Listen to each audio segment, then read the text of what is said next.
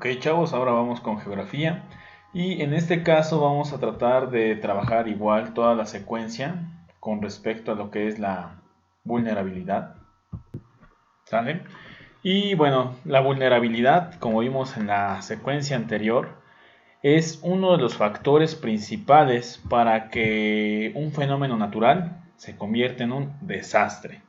Un ejemplo claro lo vimos en este caso con lo que es el terremoto que se vivió en el 2017, primero el día 7 de septiembre y después el 19, justo en la conmemoración del terremoto del 85.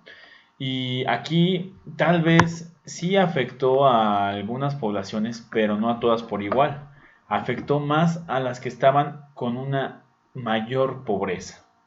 Por ejemplo, cuando ustedes trabajen, a lo mejor puedan llegar a tener su casa, cuando la van a realizar, las casas aguantan porque tienen cimientos. Hay algunas que a lo mejor sí se van a cuartear, tal vez tienen una pequeña fisura por un terremoto fuerte, pero no van a caer. Hay algunas que tienen buenos cimientos y en este caso eso les permite quedarse en pie. También el hecho de construir sus casas, por ejemplo, en lugar de colocar solamente algo que se llama Armex, y si no, ahí pregunten a sus papás, colocan varilla o un castillo de varilla. Y puede ser varilla de 3 octavos o de media pulgada. Entonces, con esta situación, podemos llegar a ver que la vulnerabilidad depende mucho de, en este caso, los recursos con los que se cuentan dentro de la comunidad y dentro de los mismos hogares. Así que para esto, así se llama nuestra secuencia 14, la vulnerabilidad aumenta el riesgo de casos de desastre. ¿Va? Vamos a hacer en este caso 4 actividades muy sencillitas para poder llegar a abarcar todo lo que es esta secuencia y la vamos a titular ¿Cómo afectan los fenómenos naturales a la población? Ciertamente cada uno de los fenómenos llega a afectarnos de diferente manera, pero hay algunos sectores de la población que los afecta de manera más fuerte. Así que para esto vamos a observar la gráfica que se presenta en la página 104 y responder las preguntas que se plantean alrededor de lo que es esta gráfica. Así que nos vamos a la página 104. Aquí está. Y bueno, nosotros tenemos esta gráfica dividida de las siguientes maneras. Del lado izquierdo, de manera vertical, tenemos la cantidad de muertes que se han dado en diferentes épocas. Aquí está la época de 1971 a 1980, de 1981 a 1990 y de 1991 al 2000 y del 2001 al 2010. Si ustedes se dan cuenta, va en este caso cada 10 años la evaluación. Primero, si llegan a observar, la cantidad de muertos se disparó más en la década de los 80. De 1981 a 1990 hay mayor cantidad de muertos, ¿va? Pero si ustedes se dan cuenta, también la cantidad de muertos depende de qué desastre fue el que trató o mató a mayor cantidad de personas. Por ejemplo, de color gris tenemos a lo que son las inundaciones. Creo que en los 4 periodos hubo inundaciones. Siguiente, deslizamiento de tierra. Si ustedes se dan cuenta, en la primera década, de 1971 a 1980, no hubo ningún deslizamiento de tierra. ¿A qué se refiere esto? A que, por ejemplo, personas que están viviendo bajo un cerro, y el cerro, en este caso, por las lluvias o por la humedad que se da en ese lugar, hagan de cuenta que se desmoronara y toda esa tierra se viniera para abajo y cubriera un pueblo completo. Eso no ocurrió en la década de los 70. Tormentas. Por tormentas, si ustedes se dan cuenta, en los 4 periodos hay muertes por tormentas. Por sequías, solamente hay muertes en los periodos de 1970 y 1980. Y de hecho, en los 80 es donde hay mayor causa de muertes por sequías. Ahora, por temperaturas extremas, si ustedes se dan cuenta, En las primeras 3 décadas no había muertes por temperaturas extremas. Sin embargo, a partir del 2000, y si ustedes gustan verlo de esa manera hasta la fecha, la temperatura de todo el mundo ha aumentado y ha habido cada vez más muertes por temperaturas extremas. Por incendios forestales no ha habido más que en la época de los 80s. Sin embargo, la prevención de no, en este caso, ubicar algún poblado cerca de algún bosque ha hecho que se pueda llegar a cubrir esta parte y no se tengan tantos desastres naturales por incendios, ¿va? O tantas muertes por incendios. Entonces, ¿qué es lo que vamos a responder? Aquí está. ¿En qué década hay más muertes? Ya lo dije, así que agua, solamente hay que colocarlo. ¿Qué fenómeno provocó más muertes? También ahí ya está, se ve claramente en el color cuál es el color que está más desarrollado. Y ahí va a ver, en este caso, si es a lo mejor tormentas, deslizamientos, inundaciones, sequías, incendios forestales. Ustedes coloquen cuál es el fenómeno que provocó más muertes. La C. Estos procesos o fenómenos naturales afectan a todos los lugares por igual. Y esto ya no depende en este caso de lo que es la gráfica, sino de lo que yo te he comentado. ¿Crees que afecta a todos los lugares por igual? ¿Por qué? ¿Sí o no? ¿Y por qué? ¿Va? Y siguiente. ¿Toda la población corre el mismo riesgo de desastre? ¿Sí o no? ¿Por qué? Esto tiene que ver con lo que yo he platicado antes de ver lo que es esta parte de la gráfica, como lo que yo dije acerca de construir una casa fuerte, ¿va?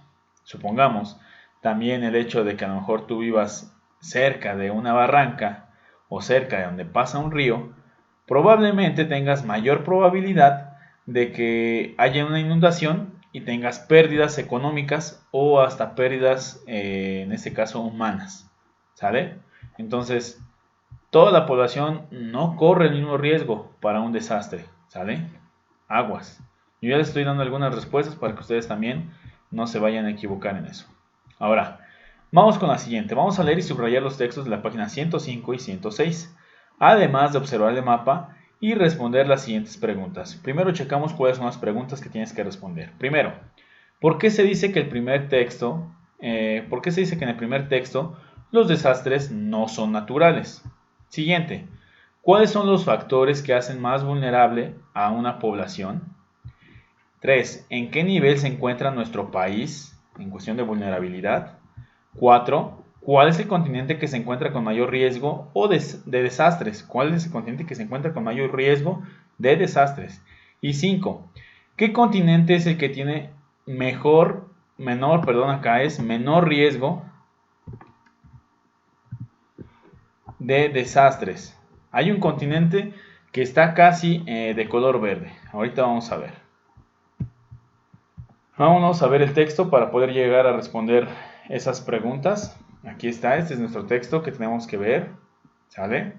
Aquí es donde se dice, en este caso, que pues los desastres no provocan como tal las pérdidas humanas. Vamos a leer esta parte también de este texto. Este texto también lo vamos a leer. Y nos vamos a basar en este mapita para responder las preguntas sobre el índice de riesgo de nuestro país. ¿En qué índice está? Todo depende del color. Amarillo significa medio, verde limón significa bajo y en este caso verde bandera significa muy bajo, un riesgo muy bajo. En el caso del color naranja significa que es un riesgo alto de algún desastre y en color rojo es muy alto en cuestión de desastres. Si ustedes se dan cuenta, acá está nuestro continente americano, el continente oceánico, que abarca todas estas pequeñas islitas que tenemos aquí, como Padua, Nueva Guinea, ¿sale? Nueva Zelanda. Acá tenemos el continente asiático, que abarca toda esta parte, ¿sale? De lo que es Rusia, la parte de los países árabes, China, Japón, toda esta parte. Aquí está Europa y lo que es África. Entonces, con esa pequeña indicación que yo ya te di de cuáles son los continentes, ve observando los colores y responde cuál es el índice para México. Acuérdate que el índice está aquí abajo. cuál es el continente que tiene mayor riesgo o que sus países tienen mayor riesgo de algún desastre y cuál es el continente en el que sus países tienen el menor riesgo. Es decir, que casi no hay países que tengan color a lo mejor amarillo o rojo. ¿Va? Entonces, ahí está. Con esto podemos ir respondiendo estas preguntitas. Después vamos a observar este video que se llama Consulta el Atlas Nacional de Riesgos. Después vas a explicar en 5 renglones qué información podemos encontrar en esta aplicación y para qué sirve. Es solamente una herramienta que tú puedes llegar a tener, si tú gustas, para poder llegar a tratar de tener precauciones. ¿Va? Vamos a ver cuál es este video. Acá está, es el Atlas Nacional de Riesgos, perdón.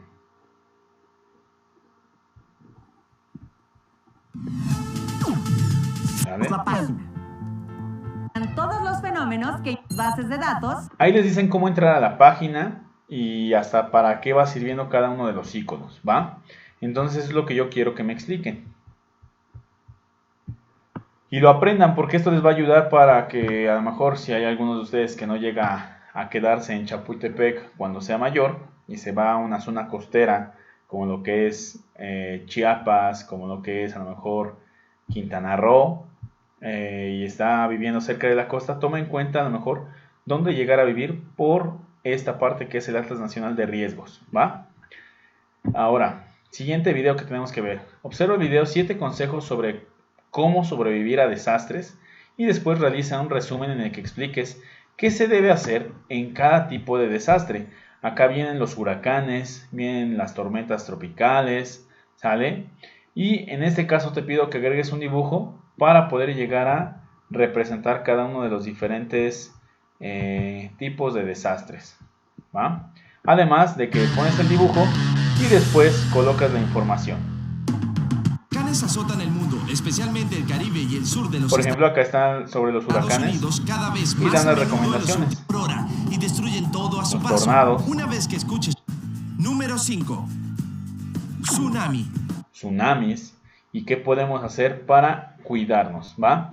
Yo sé que tal vez en la zona donde vives o donde vivimos no tenemos riesgo a lo mejor de algunos tipos de estos desastres. Sin embargo, para cuidarnos de estos fenómenos naturales, si es que vamos en alguna ocasión a la playa o si es que vamos a salir en alguna ocasión a un lugar que tenga mayor riesgo de desastres, ya sabemos cómo cuidarnos y sobrevivir ante un fenómeno de estos y que no se vuelva un desastre, ¿va?